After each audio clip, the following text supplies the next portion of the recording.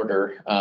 I'll start off with our customary land acknowledgement. A land acknowledgement is a formal statement that recognizes and respects Indigenous peoples and the enduring relationship that exists between Indigenous peoples and the land.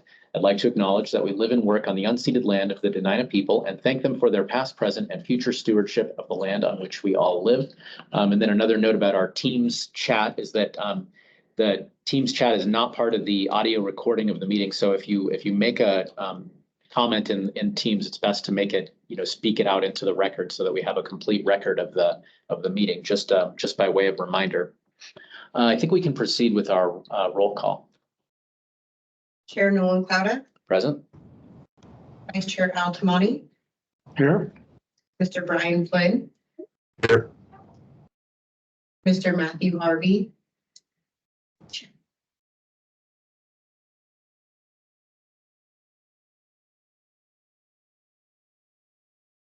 Okay. Mr. Robert Helder. Present. Ms. Lindsay Hobson. Mr. Mark Lucan. Ms. Carla McConnell. Present. Mr. Jared Riedel. Present. Ms. Rachel Reese. And Ms. Carmela Warfield.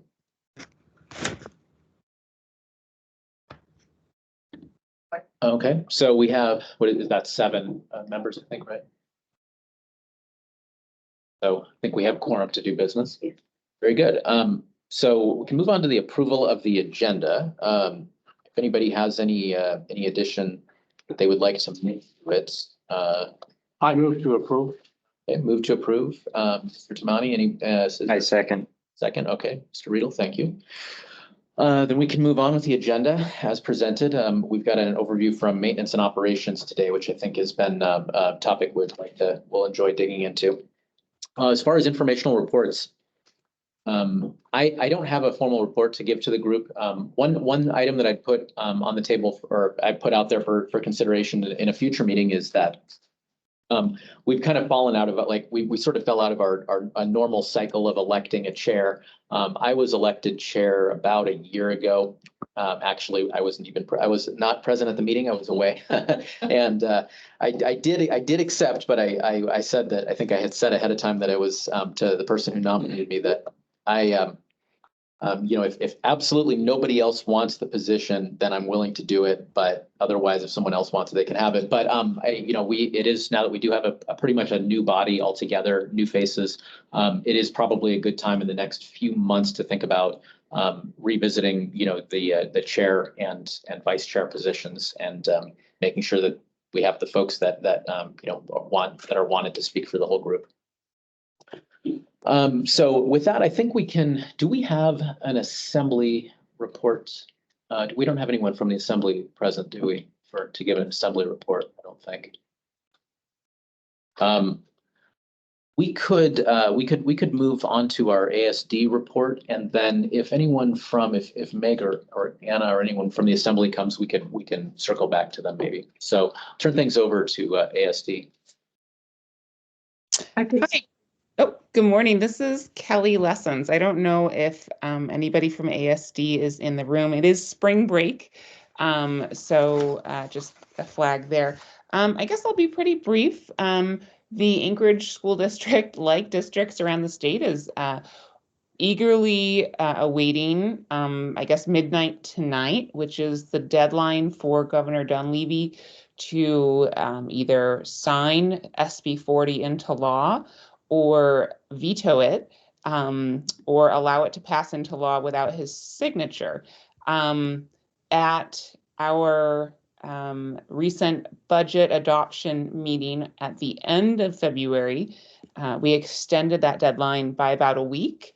The board unanimously approved an amendment that would increase the district's upper limit of the budget by about $8.7 million, and to reflect what Senate Bill 140 could do for the Anchorage School District. And with that additional authority, the district would reverse the proposed elimination of 10 holdback teacher FTE Those are 10 positions that are put in reserve when we have unexpected enrollment bubbles, anywhere across the district. It would also reverse the proposed elimination of 36 teacher FTE from across grades 4 through 12. So there would be about 8.5 teachers reinstated at elementary schools, 9.8 teachers reinstated at middle schools, 14.2 at high schools, and another 3.8 at alternative schools. The 8.7 million would also reverse the proposed elimination of 5 immersion teacher FTE and would reverse the proposed elimination of 18 Ignite, that's the gifted education FTE. And 1 FTE, by the way, is like a full-time equivalent. So 1 FTE is roughly 1 teacher. And then there was an additional sort of 1.5 net counselor positions that would be reinstated in 3 of our high schools so that all 8 comprehensive high schools would have pupil to counselor metrics under 300 to 1. And so that was unanimously adopted. The budget itself was adopted on a 6-to-1 vote, and it was forwarded on time to the Assembly. And it's my understanding that the Assembly will take up the ASD budget on their meeting on Tuesday. And our CFO will be there as opposed to at our meeting on Tuesday night. So that's really the big news. So if Senate Bill 140 passes, it will directly allow ASD to reinstate about 70 classroom teacher positions. And that's kind of the core of what I have to share right now. And happy to answer questions that you might have about that. Okay, thanks, Ms. Lessons. We also do have Katie Parrott in the room too. So. Really? One of the things that I would add to that is I think that in listening to some of the public and community conversation around the board's request to reinstate some of those items is that the difference between what is in HB 140 and what the board did, and those are 2 different numbers. So we did not incorporate the full amount of what is in there for a BSA increase in the bill for a BSA increase into the budget. We didn't do that. The equivalent is about $100, which is even below, or $110 as a BSA equivalent, which is actually below what the governor said that he would be comfortable with initially setting. So we are eagerly awaiting his decision, and we'll see what happens. Yesterday, the Senate majority did indicate that they would, if it was vetoed, that they would convene on Monday to be able to review that as a body in a joint session. So that would be the next date that we're kind of looking ahead to. And then, of course, the Assembly's approval of our request on Tuesday. One thing that I wanted to let everyone know is I did bring an example of our budget book. This is available online on the district's website in its entire capacity. It has all of the budget information, line item for every school, every program, every department. And then a lot of information in terms of the revenue projection assumptions that are built into the budget and some other detailed information, including how some of the request the Assembly fits within the tax cap. So that is all available. And other than that, we're just looking ahead to seeing what the legislature might do and, working through toward the end of the year. Okay, very good. Thank you. I see we do have a question from Carla. Let me get up mute here. Hi, thanks for the ASD report. I appreciate you showing up to provide that. I'm wondering about Prop 1. Of course, it was very controversial, I think, to group Inlet View replacement in with some of the things that ASD needs immediately. So I'm just wondering what is, or is there a plan for the repairs that are needed if this prop fails?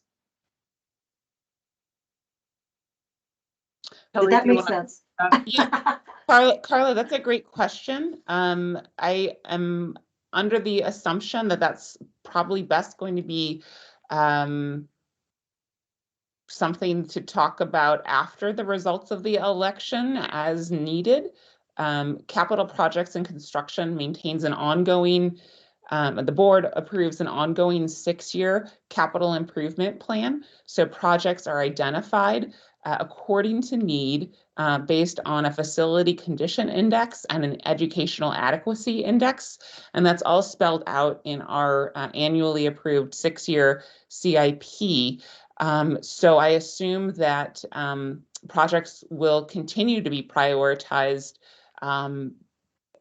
as needed moving forward.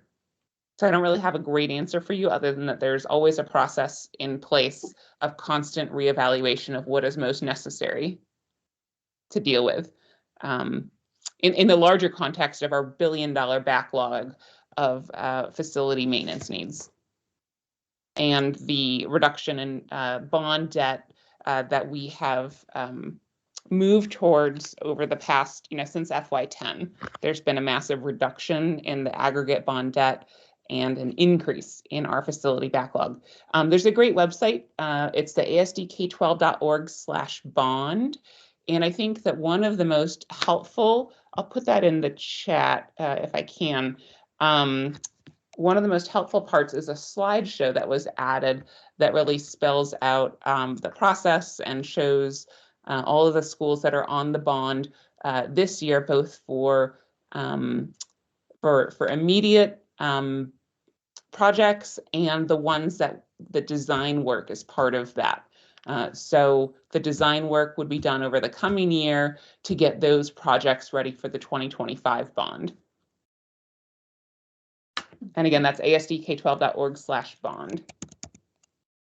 Thank you for your answers. One of the things that I would add to that, just from an internal administrative perspective, is that CP&C, or Capital Planning Department, they're constantly reevaluating their resources. So as they're completing projects with the allocation of funds that has been set aside for those projects, Jimmy Anderson, the Chief Operating Officer. if they're coming in under budget on certain projects, they're constantly reevaluating and reallocating resources within kind of their plan and priority lists to be able to make the best use of funds.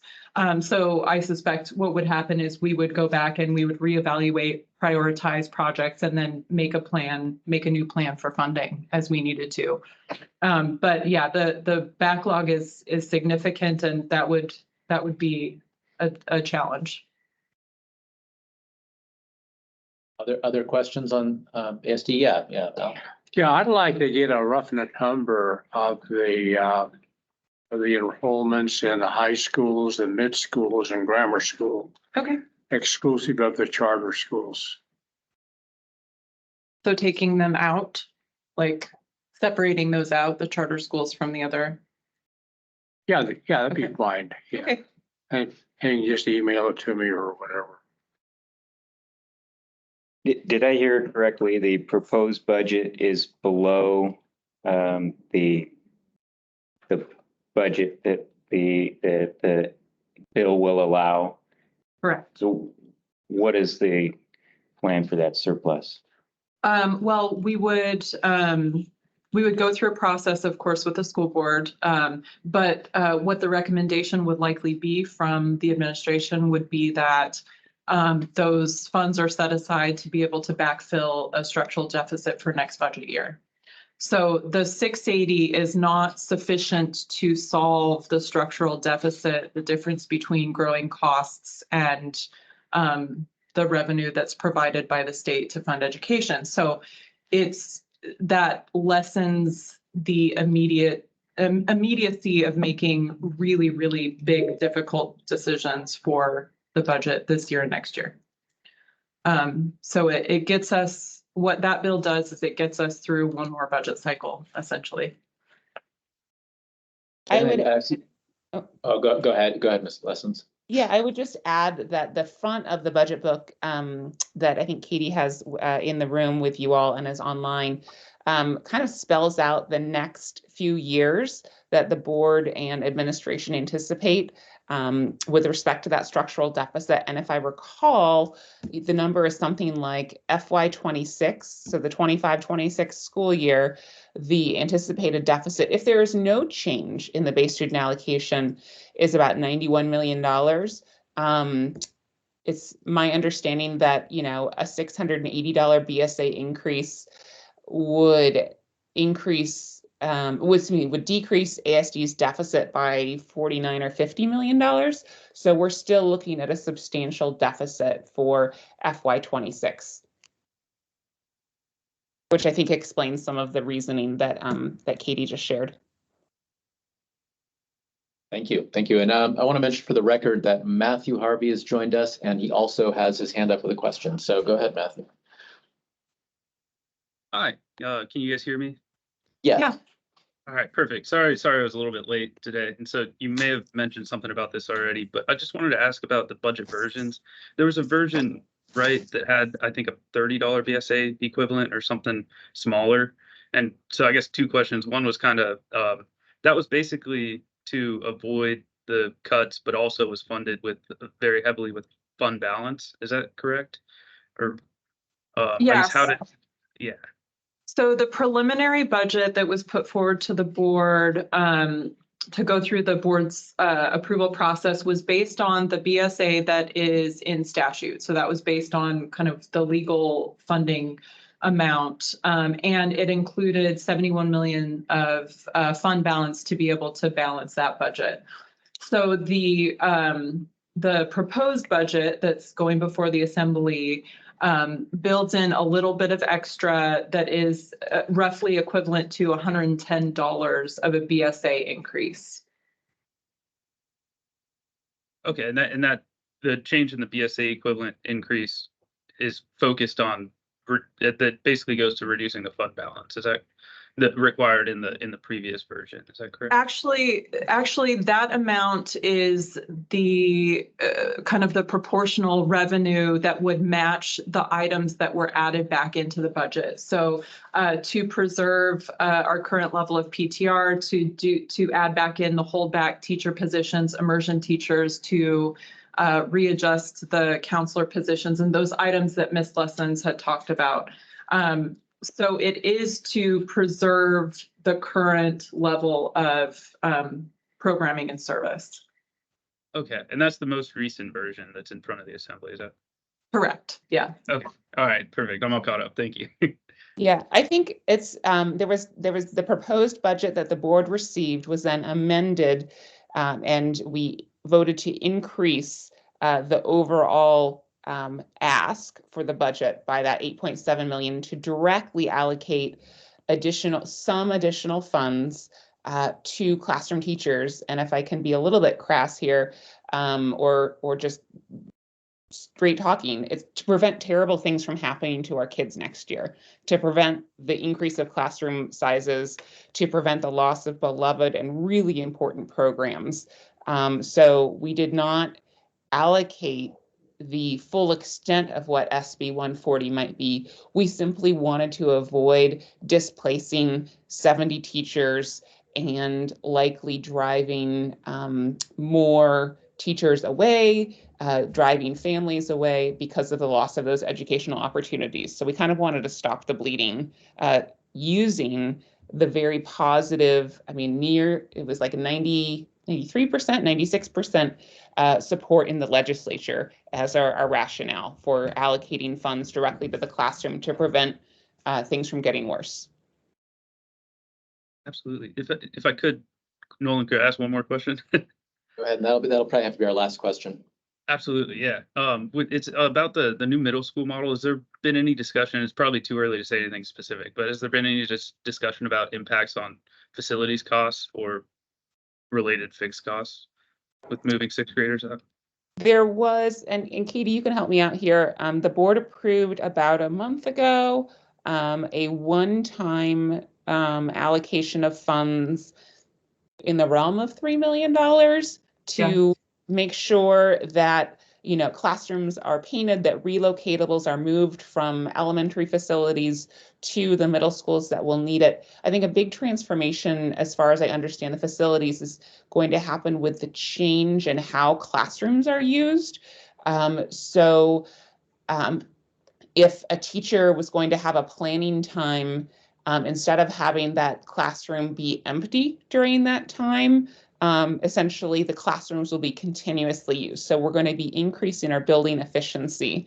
And we do have longer term enrollment projections.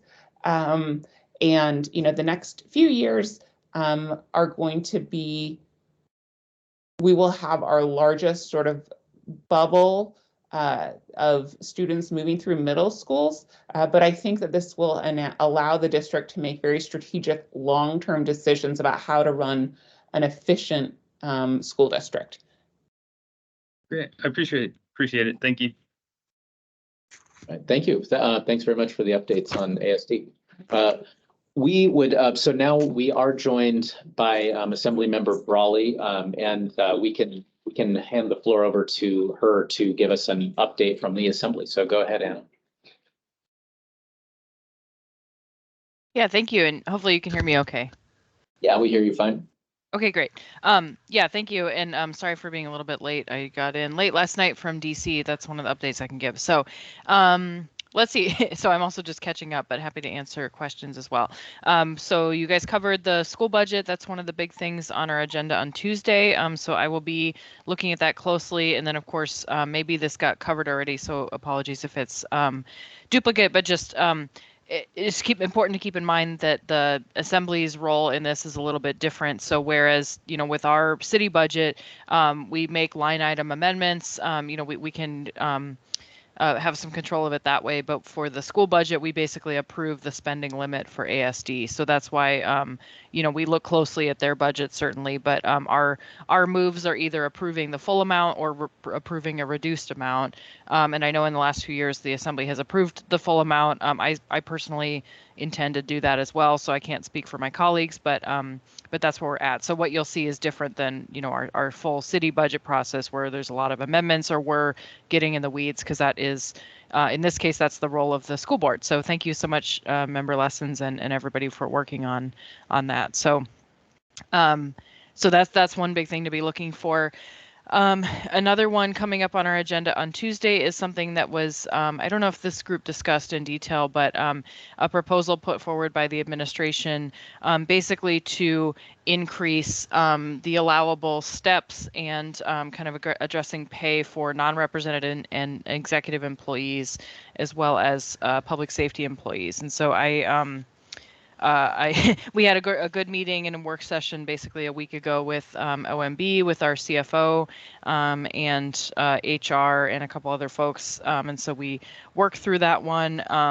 And so that's a big one that you'll see on the meeting. At this point, I don't believe we had significant changes to that, but it's just for reference, it's AR 2024-31. So we are working through that one. And of course, that one has to do with recruitment and retention and just the reality that a lot of folks are maxed out in terms of what steps they are in. And so, you know, that has to do with raises and that kind of thing over time. So, so again, wanting to make sure that we have opportunity to recruit, you know, qualified and experienced folks, because we're competing with a lot of other entities, public sector and private sector. And then also, you know, for folks who've been here a while, just recognizing the need for that. However, I will say also that's in the context of, you know, the ongoing challenge of how we pay for government and how we maintain levels of service, let alone contemplating expanding levels of service. So so there's always a tension there. And anyway, I know that'll be a long-term discussion as well. So, but I'll just mention that's two big things on our agenda on Tuesday. And then the other things kind of on my mind, of course, are the elections. You know, so maybe you guys covered that already, but all of the bonds that are up in terms of kind of fiscal items. There's several, the usual ones that you'd see, the road bond, the school bond, which I know was already discussed. And then a few kind of standalone ones, such as the Chugach Access Service Area, a project to improve the road conditions up there off the backside of Flat Top, the cemetery bond, making some funds available for planning and I think maybe even moving into construction for the Eagle River and Girdwood cemeteries that are being discussed, as well as a little bit that goes to the Anchorage Cemetery for maintenance on that bond. That is a new thing. I think it's been talked about before, but just so folks are aware, traditionally that's been handled by basically as a function of parks, but parks is not an area-wide service area, so it doesn't go all the way from Chugach down to Eagle River or down to Girdwood, and of course they have their own parks and rec districts. But this is really recognizing that, of course, everybody needs a place to go after they pass away if they choose to do so in Anchorage, and so in the municipality generally. So making more space because we do know that we're about to run out of cemetery space in Anchorage. So that's always a challenge that a city faces from time to time. So. And then the last one is the restroom bond. So I know we talked about that one in more depth, but just to say $5 million would be also an area wide, so not just within the Anchorage Bowl, for purchase, installation, and then about 20 years of maintenance over the life of the bond is financed in there. So so that would be looking at where we would put those. We've got a study going right now with a consultant to basically look at to do a survey. Where would people like these to be? Where could they have the most use? And then also looking at feasibility in terms of where there's water and sewer that they can tap into, because these are ones that need to be plumbed, and so they can't. Unlike ones that are out at kind of more remote trailheads, they need to be on the grid, so to speak. So those are some of the things that you'll see on your ballot. Hopefully you got your ballot in the mail, or you will this week. They got mailed out on Tuesday. And then happy to answer any questions on bonds there. And then I guess the last thing I'll say, well, no, two more things. One is next month we will be looking at first quarter budget revisions. So I know that hopefully OMB can cover kind of the timeline for that, but that happens in late April. So we'll be looking at that. That's, of course, the other part of our budgeting process where we set the mill rate for property taxes, as well as kind of any adjustments we need to make. So that'll be coming up next month. And then lastly, I will just mention the reason I was in DC, Chair Constant and I were traveling for the National League of Cities conference. So they have a couple conferences a year. This one is focused on congressional advocacy up at the Hill. And so we were there, had some good sessions, got to talk a lot about housing and homelessness and other things. A lot of cities like ours are facing similar challenges. So actually it was heartening to hear that Anchorage is not behind the curve. We're actually kind of on par or ahead of the curve where a lot of cities are in terms of coordinating our response, focusing on housing, getting folks off the street. So there's some positives there, but of course everybody is having challenges. And then what we talked about specifically with our congressional delegation, in addition to giving an update on the port, is we had a really great meeting with officials from HUD. Basically, Anchorage has been shortchanged, we believe, in the formula for money that goes specifically for homeless response. So that goes to our continuum of care, which is the Coalition to End Homelessness, but really they are mostly a pass-through for money to other projects. So for example, NeighborWorks, Covenant House, Catholic Social Services, a lot of the programs that are operating actually get money through that. What we found, and others have worked more on this than I have, but we essentially only get about $4 million a year through there because the formulas are all based on population. So they're like other federal formulas through HUD, community development block grants, emergency solutions grants. There's a bunch of acronyms. But essentially, because it's all based on total population, not population experiencing homelessness, and also not considering any kind of COLA or cost of living adjustment the way that a lot of other programs do, we get about 1/10 of the funding that Houston does, for example. So Houston, much bigger city, we have about the same number of folks who are unsheltered or in shelter versus being housed. And so it just shows really the inequity that a larger community that's facing kind of the same scale of the issue, it gets a lot more money than we do. And of course, that translates into them being able to do a lot of great work. That's really the reason why they've been held up as as a leader in that area and what they're doing because they have the federal funding to do it. And so we were there to advocate for a formula change, for consideration of a cost of living adjustment, and just kind of really illustrating for HUD, how, for example, Alaska is different and really how Hawaii is different as well. They have their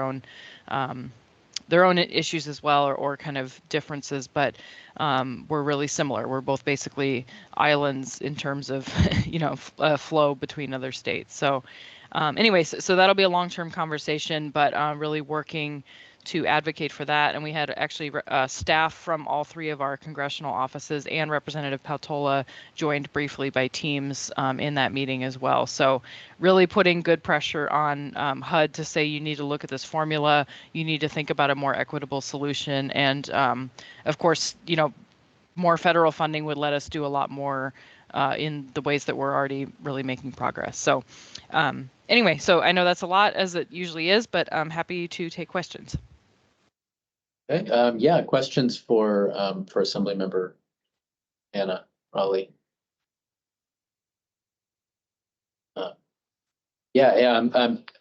HUD formula question, I think is I've heard just a little bit about that before, and I think it's something really important to dig into. And I think a lot of those formulas are definitely needing to be looked at more carefully at the federal level, because I think Anchorage has an outsized issue beyond our population size. So glad there's potentially movement there.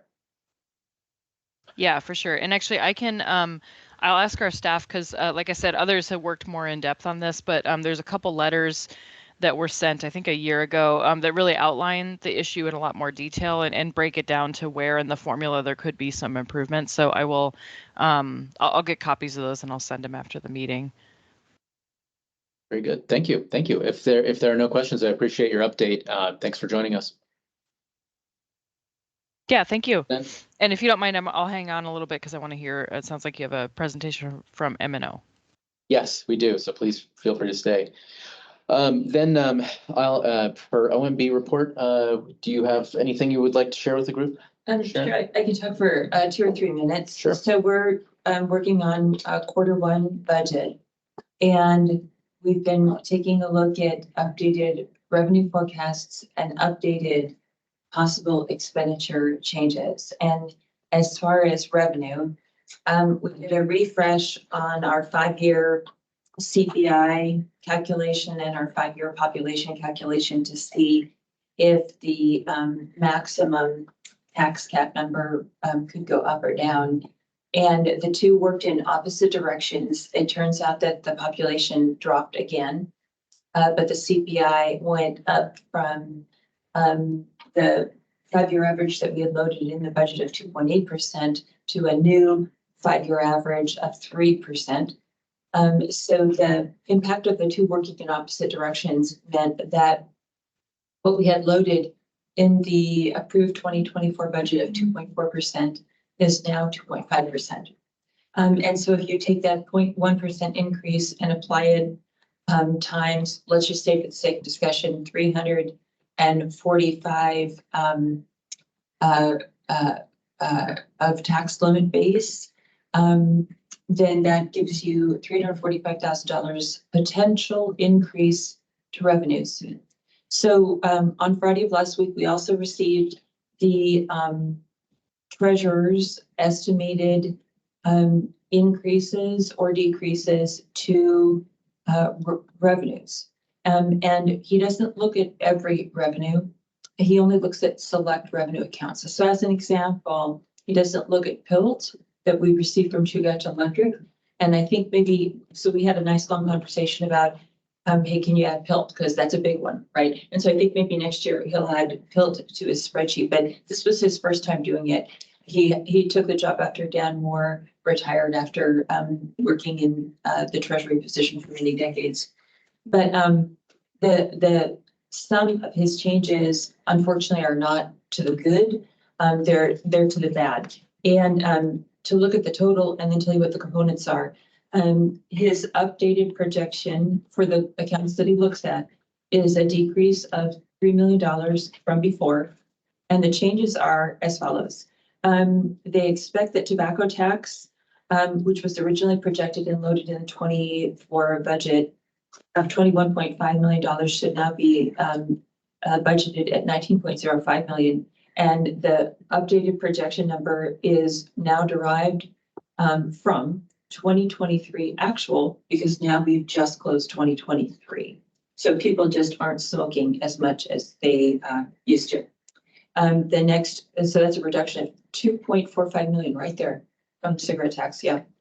And then the next major change is fuel excise tax, expected to drop by $900,000. And similarly, when 2023 closed, it turns out that our 2023 budget was simply too high, and we overestimated fuel excise taxes.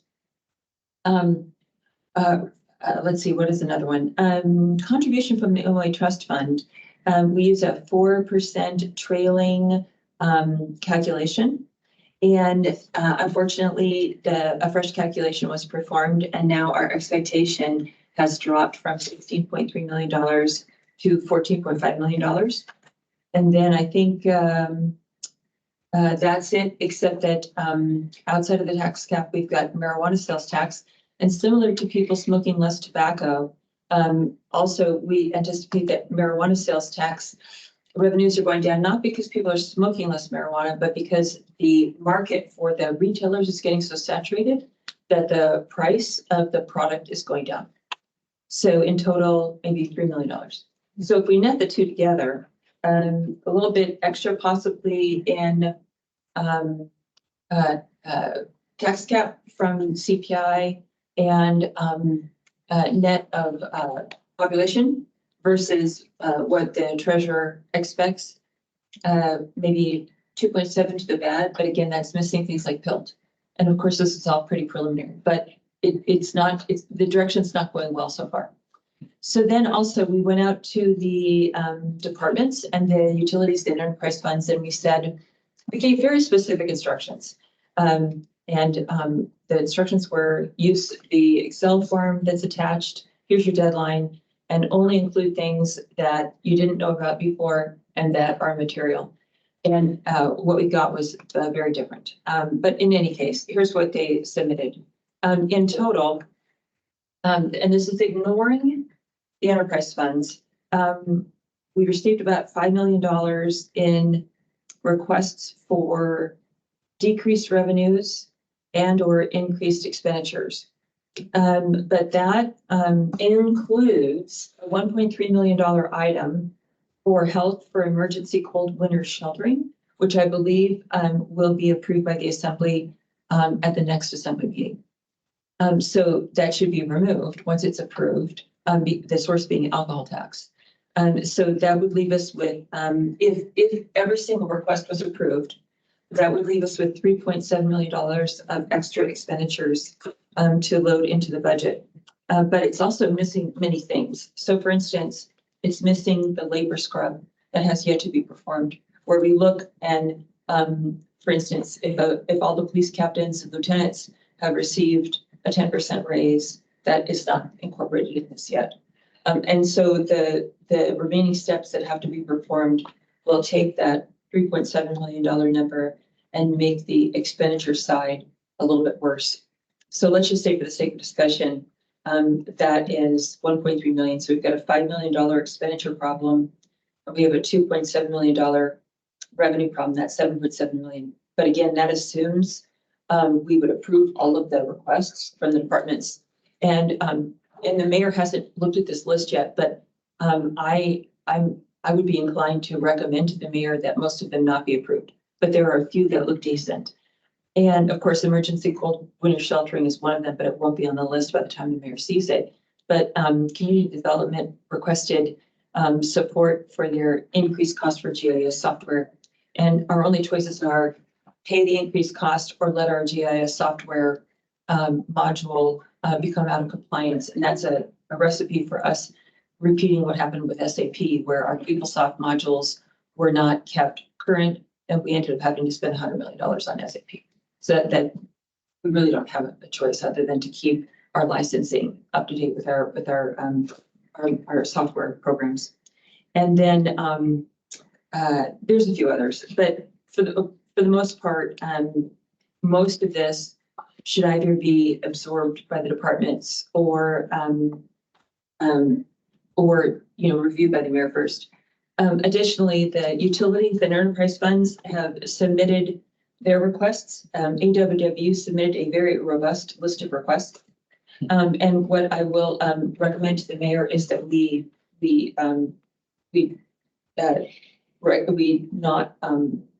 not accept the requests. And the reason why is because the vast majority of the requests are related to a GASB pronouncement called GASB 101.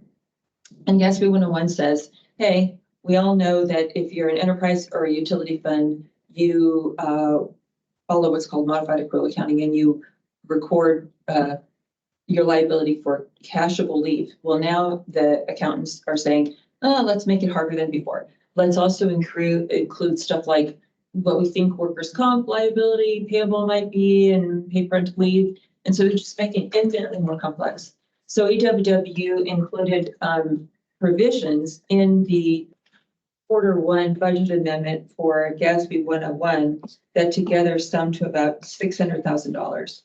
And without that, they wouldn't need any of these amendments as a whole. And so we requested support for the calculation and received it. And it's clear that they're not really ready to float these numbers. They haven't really done the homework to support what their ask is. That's one reason not to support this. But the other reason is AWW is requesting GASB 101 support at Q1, but the other enterprise and utility funds haven't requested GASB 101 yet. So to me, it would seem that we should treat all of the enterprise funds and utilities consistently. And when we're ready and we've got the calculation and we know how it really works, we'll come to the assembly at the same time. And it might be Q2. So I just feel like this is not really ready to bring to the assembly and request support from. And when you pull GASB 101 out and then you recrunch all the numbers, AWW doesn't need anything as a whole. Solid Waste Services is requesting some very large changes. And one of them, we're going to request, and I'll request mayor support for this, but I'm also going to request that the assembly unanimously support this request. And it's really not, it looks like an increase in spending in one utility, but in the other utility, it's a decrease in expense by exactly the same amount. And when we consolidate solid waste services, it's a net zero, which is that we're just taking the debt for the build out of the treatment center. We accidentally, a couple years ago, budgeted it just in one of the utilities, but both of the utilities are contractually obligated, legally obligated to repay the debt, and both of them occupy and use the facility. So in retrospect, we were incorrect to budget it in one place. We should budget it, we should share the expenditure budget. And so we're just really fixing an error. And so we're just moving some of the debt from one fund to another fund, and it's really a correction. And they're also asking for some CapEx increases that they need, but from an operating perspective, it's benign and we should support it. Interesting. You mentioned the CPI, and one thing I think that is a little bit of a vulnerability in the tax cap calculation. You know, it's allowed, the tax cap's allowed to increase by the rate of inflation in the economy, but is that it's smooth, since it's smoothed out over 5 years. Inflation doesn't hit you spread out over 5 years; it hits you in 1 year. It does, and so it takes the muni 5 years to adjust to. So by the time the muni tax cap formula has fully accounted for the inflation wave that we've just gone through, it'll be 5 years from now, and we've gone through this weird cycle of having depressed revenues. So it's not ideal. It is the opposite of ideal. Yeah. So it does create some problems. I think we could take maybe one question, because I do want to move on to maintenance and operations. Does anybody have a question for Sharon on OMB, on Q1 revisions or anything else? Yeah, Al? I was wondering if I could pick up a copy of that after the meeting. Well, I've got my notes on it. I can make you a clean copy. You probably don't want to see what I wrote down on it. No, I just want to see a nice clean copy. Sure. All right, well, thank you very much. And then for maintenance and operations, and I'm sorry, can you say your name onto the record? Yeah, my name is Shay Troop. Okay, Shay, yeah, take the floor, please. Well, Do you have slides or anything you need to share? no, I have nothing prepared. Mhm. I got the invitation and there was email, a list of potential questions that went back to January. I didn't prepare to speak on any of those or any questions that you might have. Right. Done this before. Yeah, well, so I think, so I think we've all been interested in M&O. I mean, I'm sure you're tired of talking about snow removal, but I think that's certainly one of the issues that came to the surface. And I'd be curious if we could start off maybe asking about some of the kind of, if there are some budgetary reasons for, underpinnings behind snow removal, why, what the kind of the cause of some of the delays were. I know that there was, record snowfall, but can you talk about, the department's needs with regard to snow removal and, whether you feel like the department managed it the way it should have? The delays and the perceived delay in the response in November and in December was almost entirely due to the amount of snowfall that we're getting. It's completely above what would be considered normal amounts. We've largely been running the same equipment in the same way for 20 years, and generally we don't have these kind of problems when we have record snowfalls like this winter and last winter. There's a consistency there. The response time has slowed.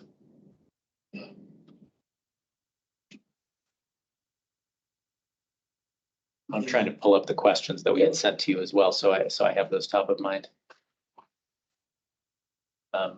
So there was some staffing levels for M&O. Like, were you fully staffed for this? Was there any shortage of personnel in responding to the November snow?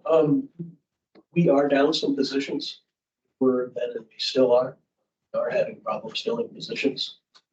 The department in general has shrunk considerably over a long number of years. And the openings that we have certainly have not helped. Did have enough staff to run our heavy equipment that we use. And we got all our graders running. That was about the best I can say there. The opening positions are called light duty operators, so they're smaller things, or their assistants. Did have all of our equipment. Right. And I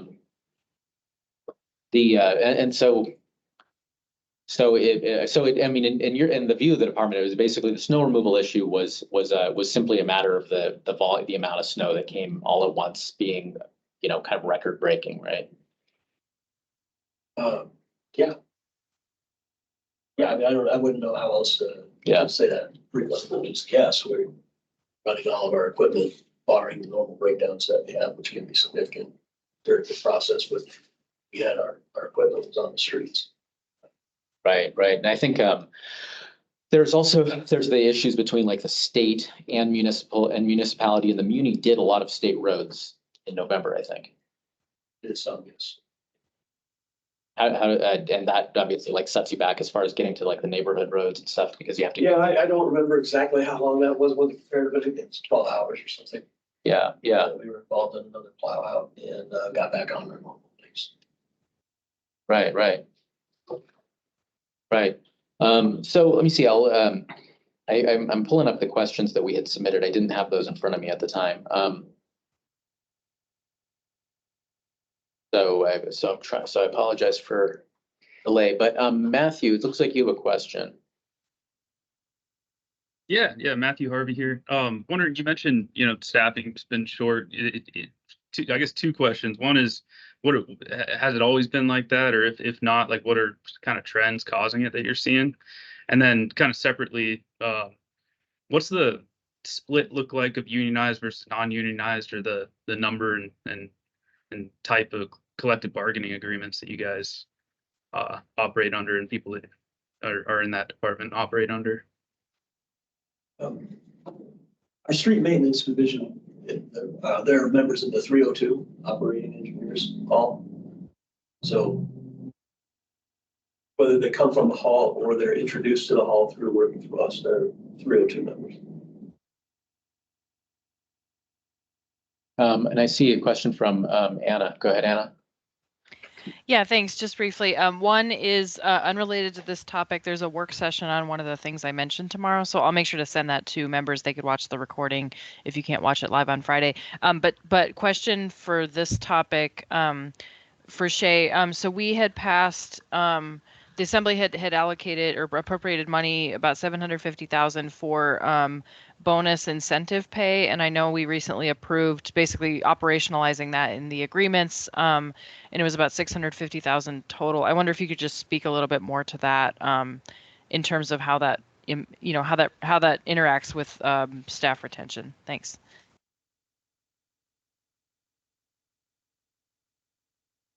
I don't know that it has a direct impact on staff retention this year. I can tell you that it's very much appreciated. I think it's definitely a good thing. And thanks. Maybe you could just describe kind of what it is in more detail and like how it's been operationalized. I guess I don't understand the question, how it's been operational. I thought it was a payroll adjustment to the staff.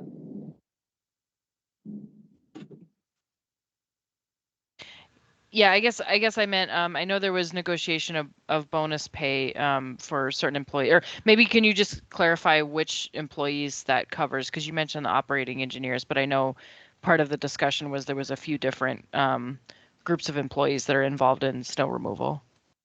I'm sorry, I didn't catch that. Yeah, there's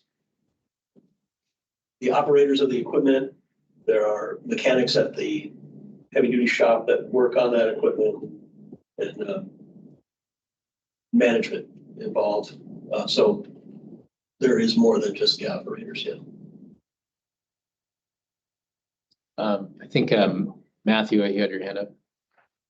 Yeah, just kind of circling back to my first question about trends in the vacancy rates and what you see is causing that, or if you're seeing higher vacancy rates now, what you think is causing that? What, like Assemblymember Brawley just mentioned, like the package that the Assembly passed, is that helping, or trends, reasons for the trends? Any insights on those things? Well, I think that, it's pretty clear that the contract that our operating engineers are under is lower than scale in the industry. I don't know, that may have something to do with filling positions. That is my guess, but I don't know that.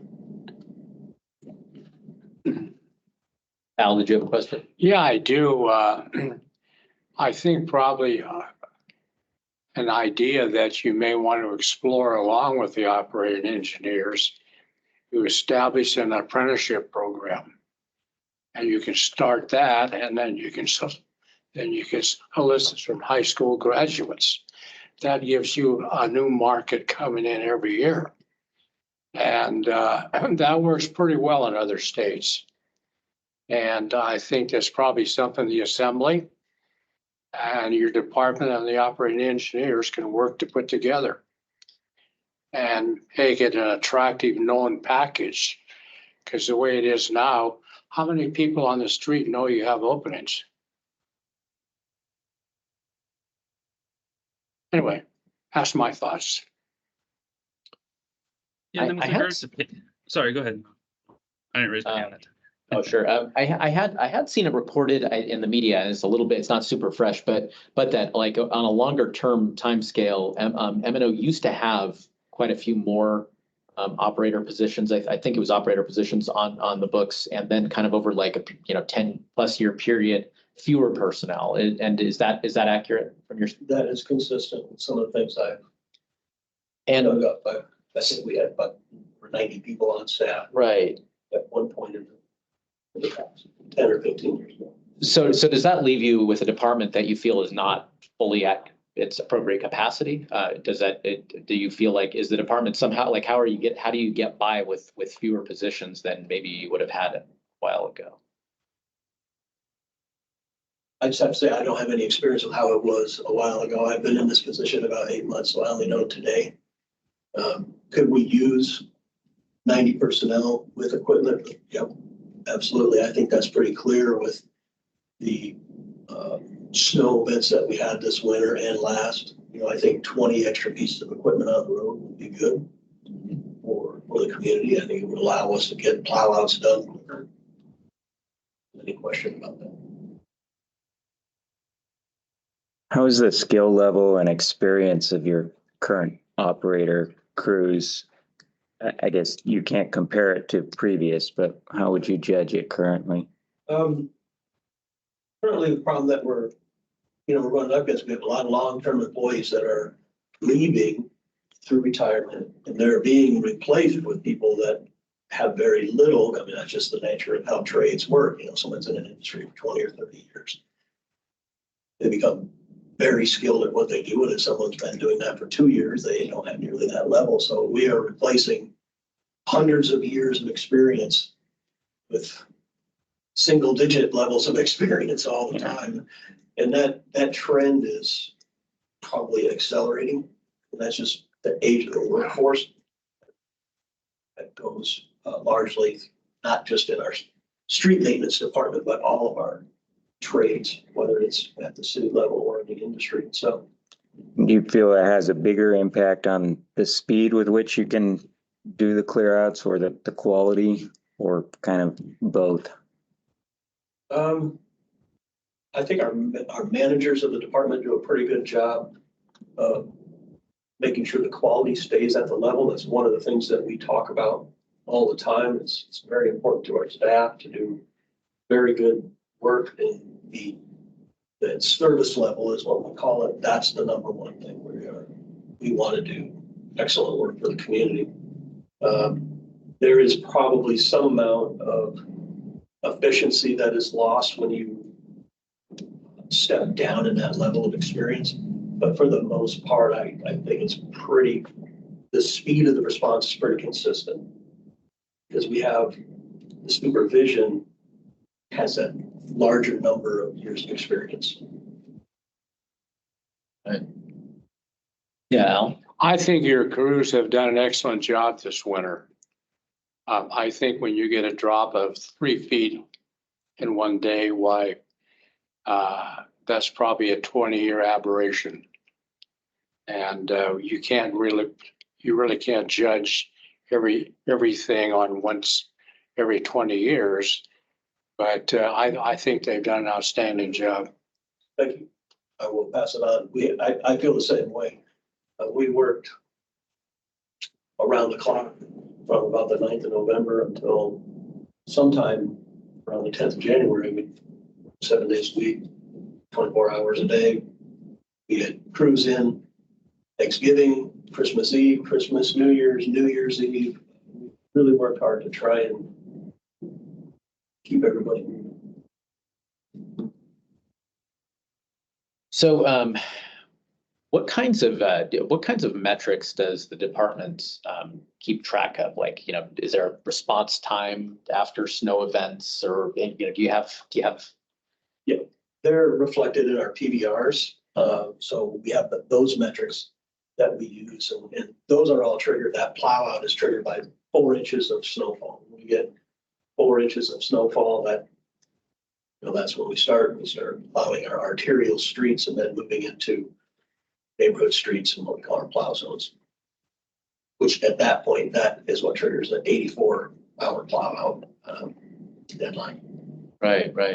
Carla. Hello, I had to step away for a moment, so I hope I hope you haven't already gone over this. The maintenance department has X amount of personnel. When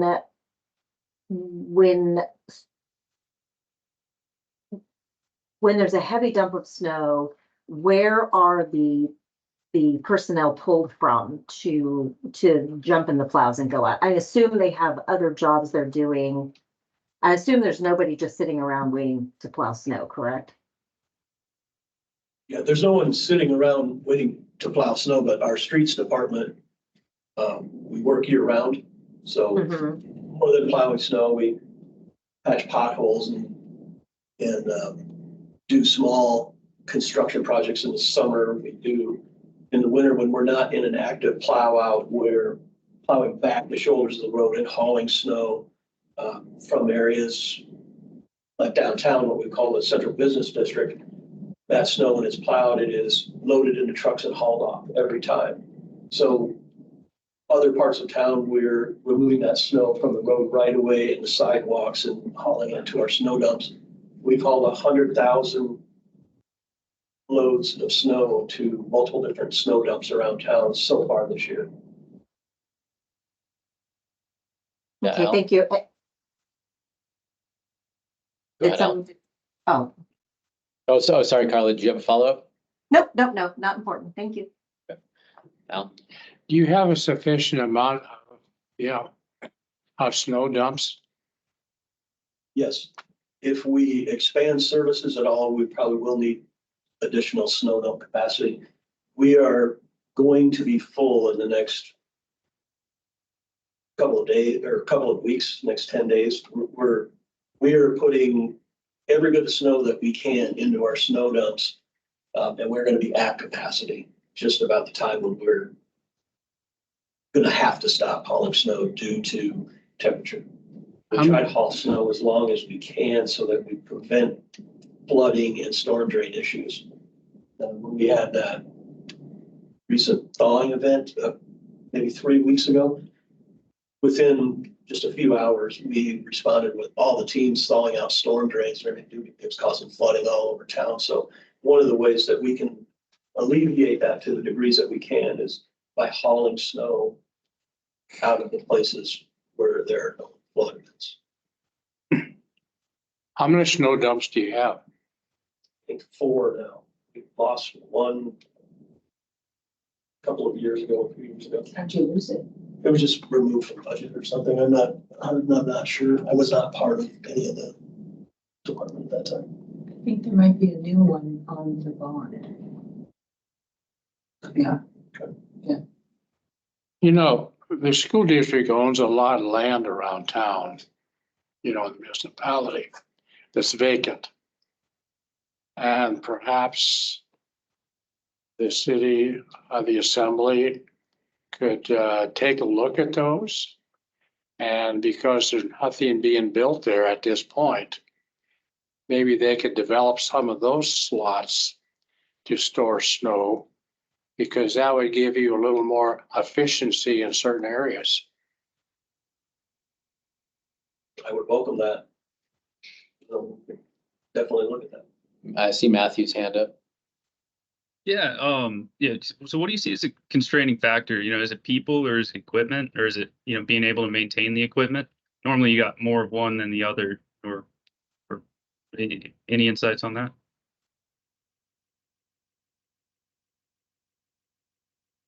I think both of those are factors. Obviously, we have open positions that, we are having difficulty getting filled. So that does have a factor. And the age of our fleet, whether we're talking about heavy equipment for snow or ABD cars or general government vehicles, is all extremely old. And that creates situations where we have less than ideal metrics in our PBRs for our fleet department. Maintenance and operation, it encompasses street maintenance, facilities maintenance, fleet maintenance, the communications department, which is the radios for municipal vehicles, and our capital projects department, which is construction management. If I may, Nolan, and I got a few more. So, the problem area we hear a lot about is like, on-ramps, off-ramps, areas where DOT and Municipality of Anchorage responsibility kind of meets those transition points. what does like the organization on the M&O side look like with regards to coordinating with DOT? Is it the M&O department manager, or is it at what level is coordination with DOT happening? And is that, I mean, do you have situation response teams, or is it just kind of business as usual, contract out for certain things? Just organizationally, I guess, how does that look like?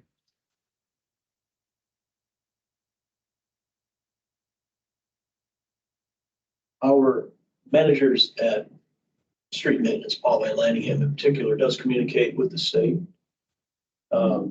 We don't have communications on an hour-to-hour basis or anything in a plow out. I mean, they're responsible for what they're responsible for. We're responsible for what we are responsible for.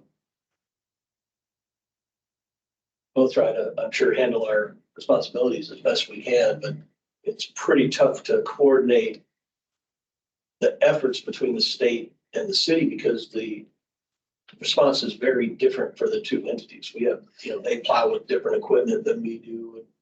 They're driving down Malden Road at 35, 40 miles an hour with their truck, and we're in road graders and cul-de-sacs going 2.5 miles an hour. It's tough. There's no coordination that really happens between those two things. We do communicate with the state and with the schools very regularly on what the response is, but coordinating the response is pretty tough prospect. So when we run into those issues with like those transition between, right on the area where DOT and MOA responsibility meets, sometimes that's kind of a lagging area with regards to lane widening or things like that. Does it just get cleaned up by whoever goes by it next, or if there's kind of that fuzzy clarity on responsibility changeover in those areas, how does that work? Well, I think in those areas where their responsibilities end and ours begin, I think it's, handled pretty well. If you're referring to intersections, like a intersection maybe on Malden Road where the state is plowing that and it's going by smaller roads, when they're going through the speed of their trucks, they're blowing that snow off the road. And if it goes down the side roads, their part's done. So we do our best to clean up all the rest of that that's left. So I do think, some of the public reaction to the snowfall and how long it took to plow the roads and some of the perceptions around that. I know one of the things that is tough for the Muni is that people know the Muni is responsible for some snow plowing, but they don't tend to think about what the state's responsible for on the state roads. And it seemed like, by all indications, just looking at the media coverage and everything, it seemed like the state was very far behind in its responsibilities. The Muni stepped in and did a lot of state roads. What went into that decision for the Muni to take on state responsibilities? And did the state pay the Muni for that ever? For those? That was the mayor's decision. Right. Right. So I can't comment on that. That's what we're instructed to do. There was a bill sent, and I believe that is in process of payment. Okay, so there is some compensation there. Yes. Yeah. If I could. Yeah, go ahead, Matthew. I was going to kind of talk a little bit about fleet maintenance, I think, specifically APD. We heard from APD a few months ago about some of the issues they have with, and as you mentioned here, old cars and having a bunch of cars sitting in lots they can't get parts for and stuff. I guess, you can't really do much about monetary constraint, but you guys have to prioritize for across departments for APD's needs, street maintenance needs and all that. Has there ever been any discussion about moving responsibility to APD for certain fleet maintenance capabilities and doing interagency receipts for those sorts of things, or any discussions about kind of reorganizing fleet maintenance for purposes of clarifying responsibility and prioritization across agencies? Sure. I'll comment on mine and I'll turn the floor over. I would say that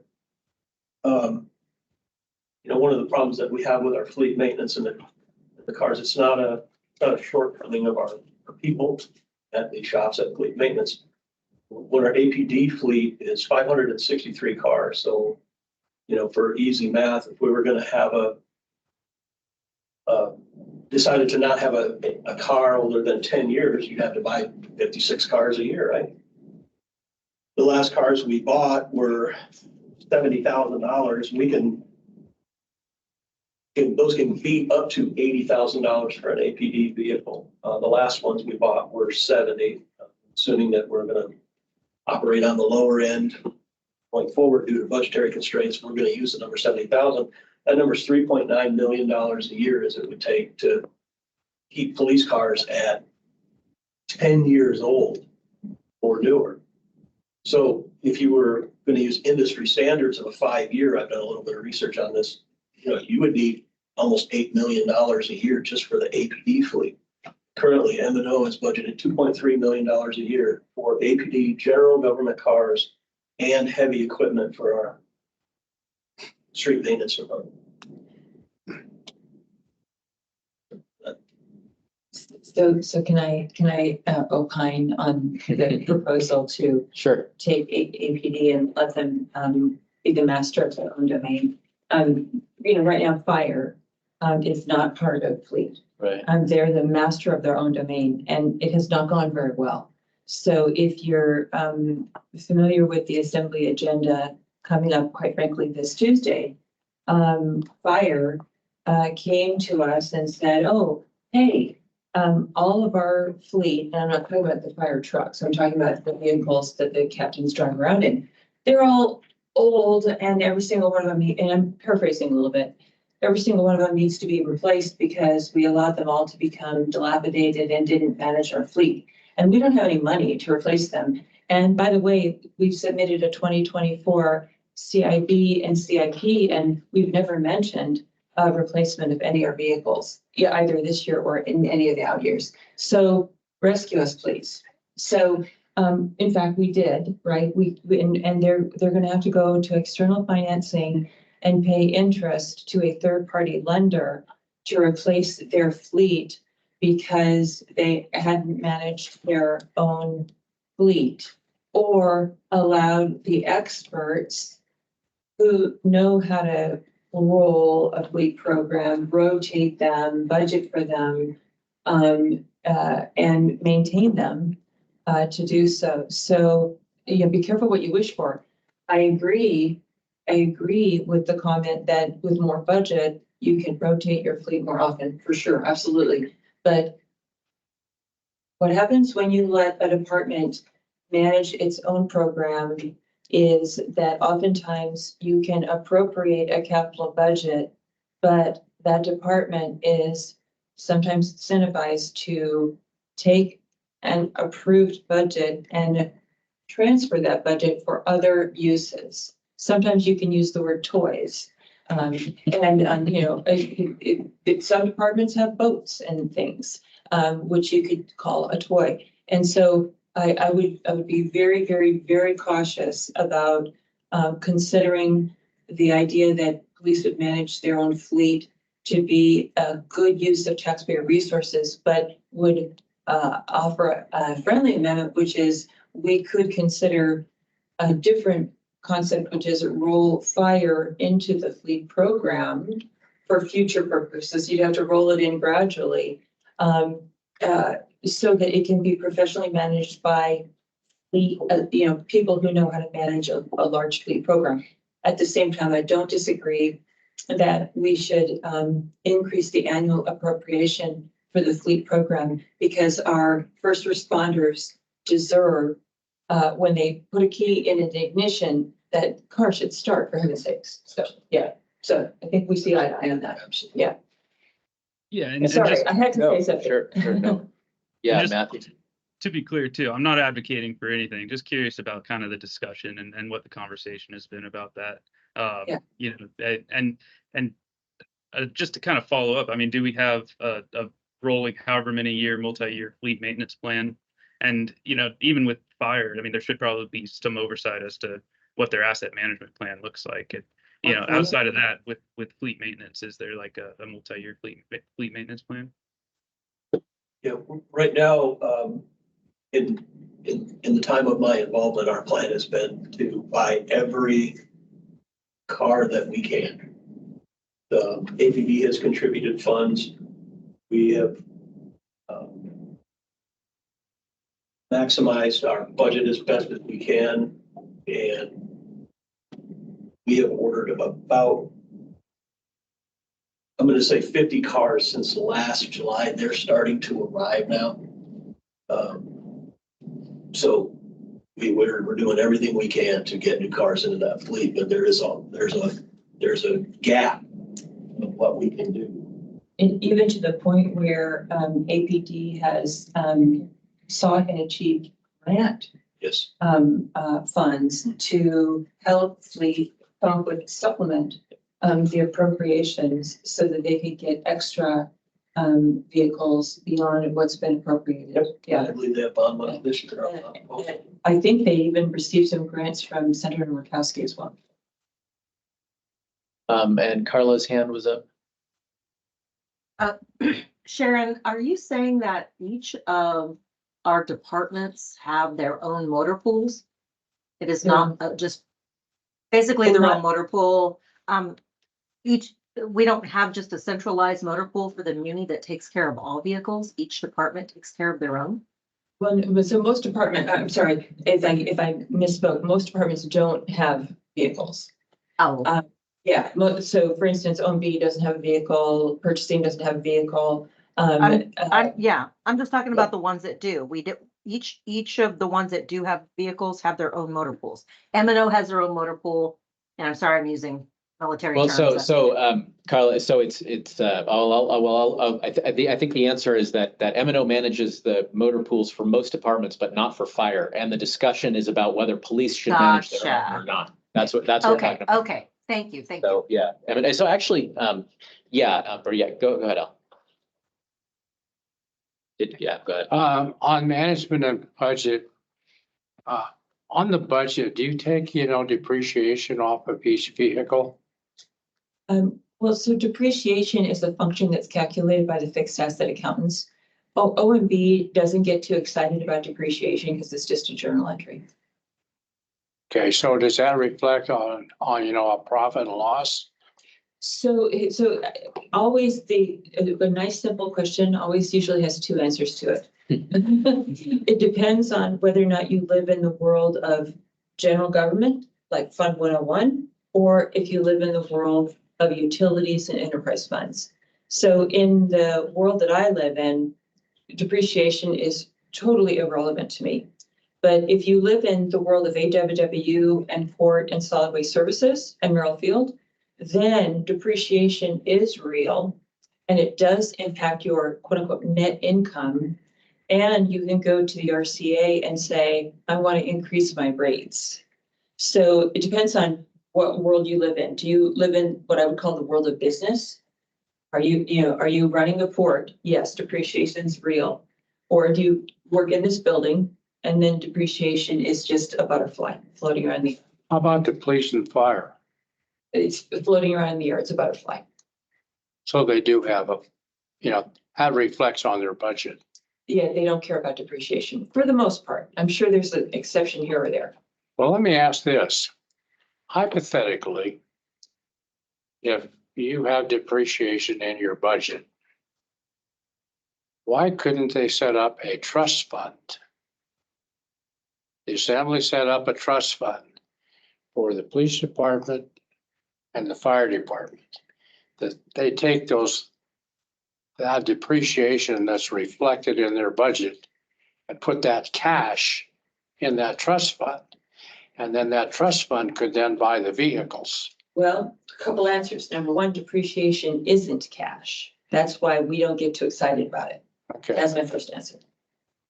Well, it might be something to consider. Okay. That way you got the cash over there to pay for the vehicles. Yeah. Well, that's essentially what Fleet does. So Fleet rolls its vehicles by what it does. Here's what it does.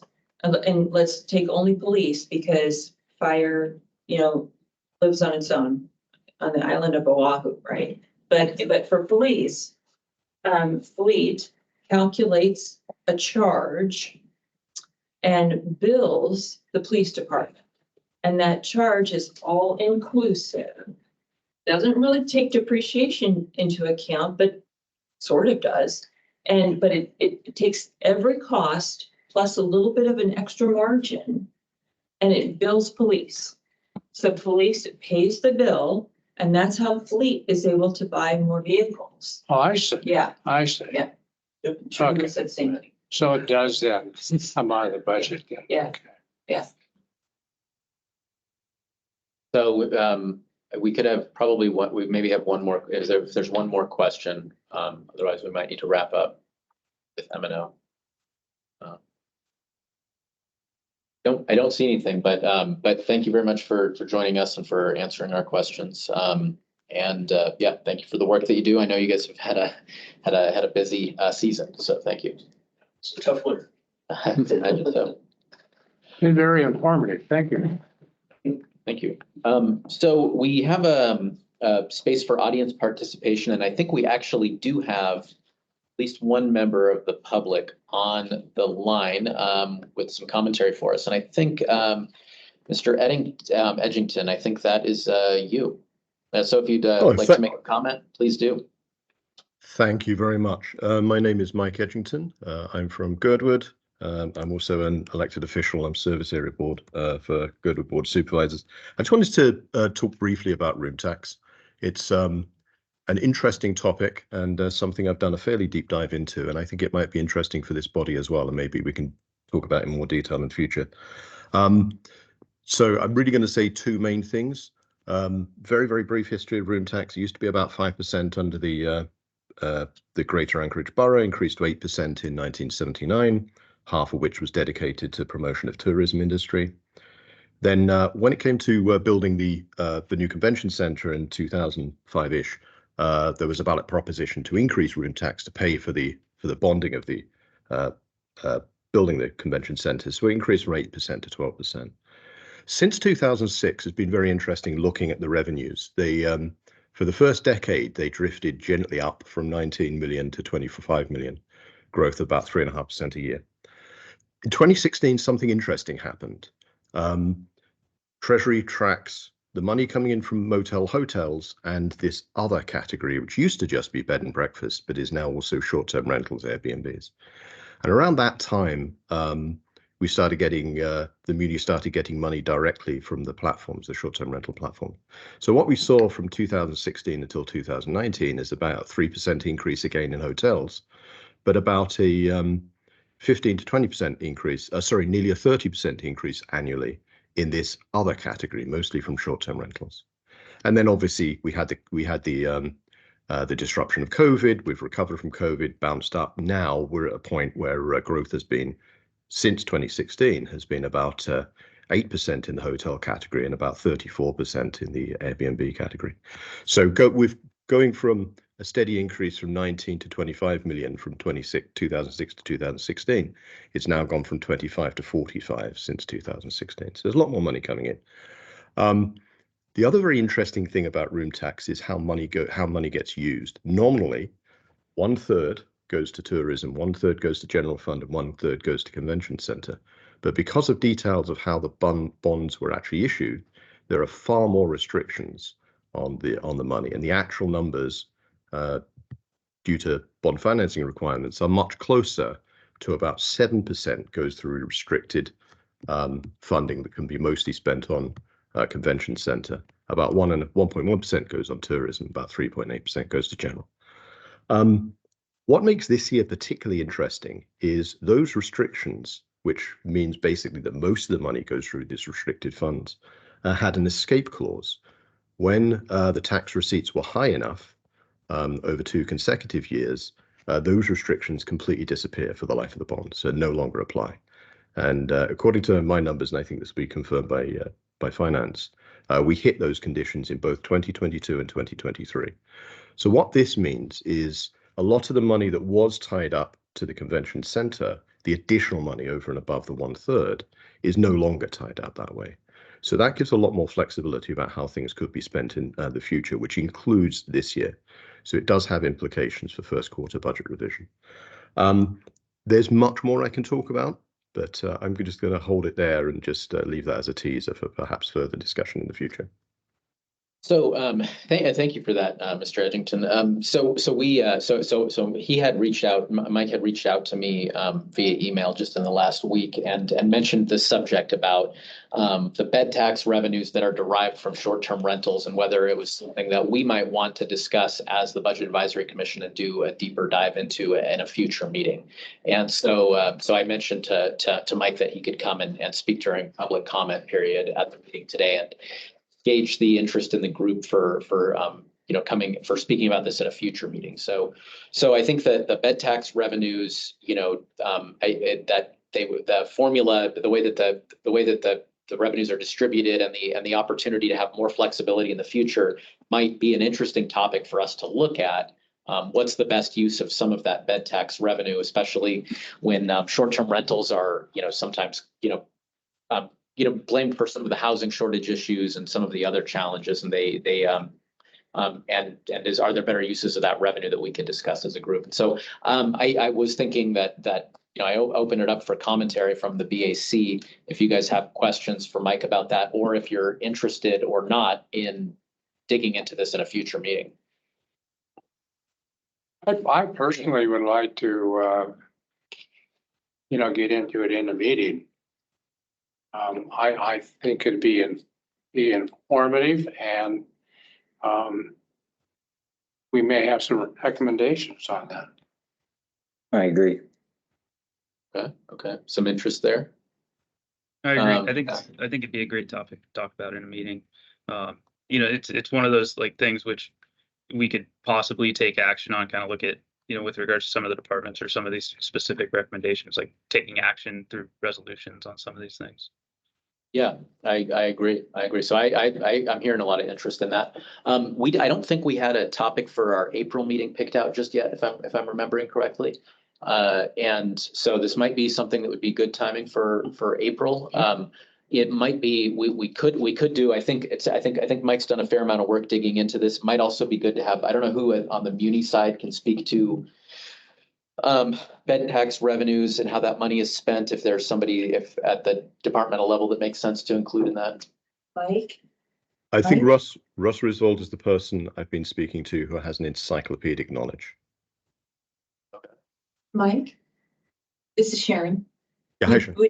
Would you allow me to reach out to you before we meet a month from now? Oh, yes, of course. Please do. Okay. Sure. Then I think we could plan on doing something like that for April. And I think it'd be good to include someone, the Muni person that was mentioned also, to get some additional detail on it would be good. Okay. Maybe we could have some handouts, maybe just, on page, blah, blah, blah. Okay. A synopsis. I give this to you. Then let's see, is there any other open discussion items before we adjourn? Thank you very much. Your drafts. Hearing none, I think I could entertain a motion to adjourn. I so move. The move, do we have a second? I second. Okay, Mr. Riedel seconds. Then that, I think we are adjourned. Thank you very much. Thanks for meeting, everybody. Thank you, everybody. Thank you, Nolan. Thank you. I know. Thank you. Minute to spare. So, Yeah, I like how when it's